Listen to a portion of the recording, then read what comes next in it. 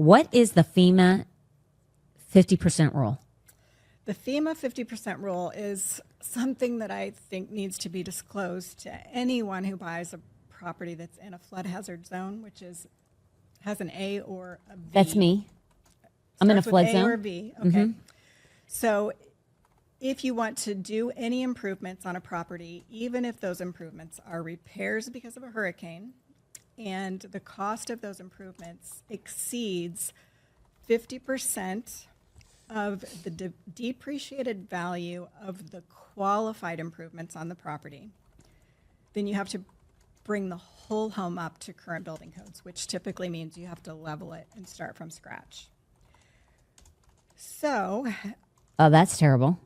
yeah, and I can't tell you how many times I have been out to do an appraisal for the 50% rule, and these people had no idea. They bought the property, intended to renovate it.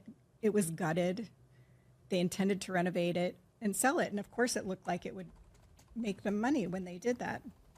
Come to find out, they couldn't do what they wanted to do because it was gutted. There wasn't enough value there to work with to do any improvements that were going to be less than 50% of the current value. And this is something. So now you have land that you can't. Oh my do anything gosh! with it except for bulldoze it and start from scratch. And it doesn't have to be disclosed. Why it doesn't have to be disclosed to someone buying these properties, I have no idea. Because I know people who want to flip or do flip. Mm-hmm.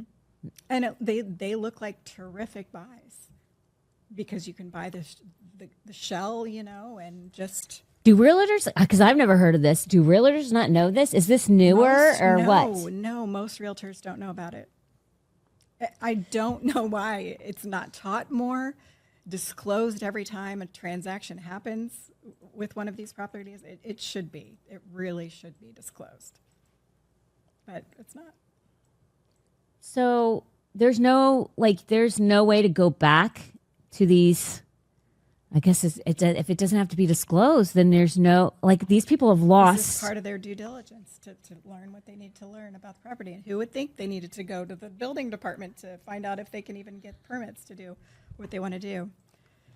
That's nuts because a lot of times people are buying these things for cash. Yeah. Like properties like that, they buy them for cash. They have to almost, yeah. And then they find out all of everything because usually you just redo the shell. Mm-hmm. But if you're in an A or a V, you have to use the 50% rule for FEMA. And the property, the only property, you could have a pool, you could have seawalls and docks, but none of those things count. The only thing they can value is the house and anything attached to it, like a garage or a porch. So it has to just be those structures. The good thing is those scenarios are very rare. Thankfully, I haven't run into them very often. Yeah. Oh, that's good. I do a lot of these kinds of appraisals. Typically what happens is they want to put on an addition, or they've had damage from a hurricane and they have to repair the damage. And when they go to the building department to get the permits to do these things, they tell them it's over the 50% of the value that they have on their records for your improvements.